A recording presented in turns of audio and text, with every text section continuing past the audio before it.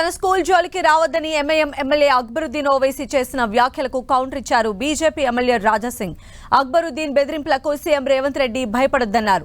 ఉచిత విద్య పేరుతో ఓవైసీ బ్రదర్స్ కోట్లు కొల్లగొట్టారని ఆరోపించారు రాజాసింగ్.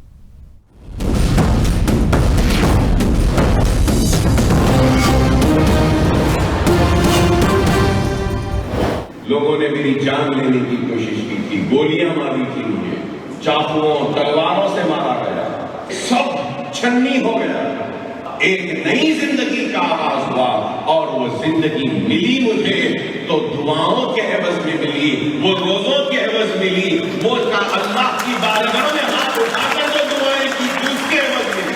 दुश्मनी करने वालों, मुझसे दुश्मनी कर लो, फिर से गोलियां मारना है तो मार लो, शिकवा नहीं करूंगा, शिकायत नहीं करूंगा, फिर से तलवारों से जिस्म को छन्नी करना है कर लो, चाकू से मारना है मार लो, लेकिन इस अच्छे काम को खत्म न करो, इस अच्छे काम का पीछा न करो। दुनिया में तुम कामयाब हो जाओगे, लेकिन अल्लाह के सामने हर उस फर्द को जवाब देना पड़ेगा जिस फर्द ने इस काम के रास्तों में कांटे बिछाए हैं और जिसने इस काम को खत्म करने के साजिशें व मंसूबे बनाए। इखलास, खुलूस। అక్బరుద్దీన్ ఓవైసీ ఒక వార్నింగ్ ఇస్తుండు ముఖ్యమంత్రి గారికి. ఏమని?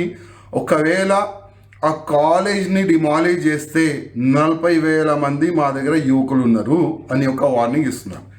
ముఖ్యమంత్రి గారు భయపడకండి.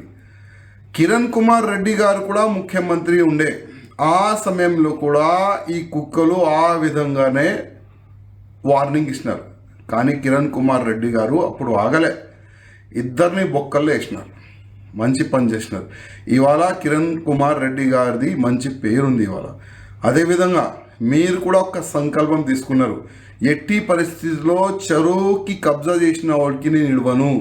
ఇట్లాంటి చిన్నోళ్ళు వార్నింగ్ ఇస్తూనే ఉంటారు. దానికి మీరు పక్క పెట్టండి. మీరు తీసుకున్న సంకల్పం పూర్తి చేయాలి.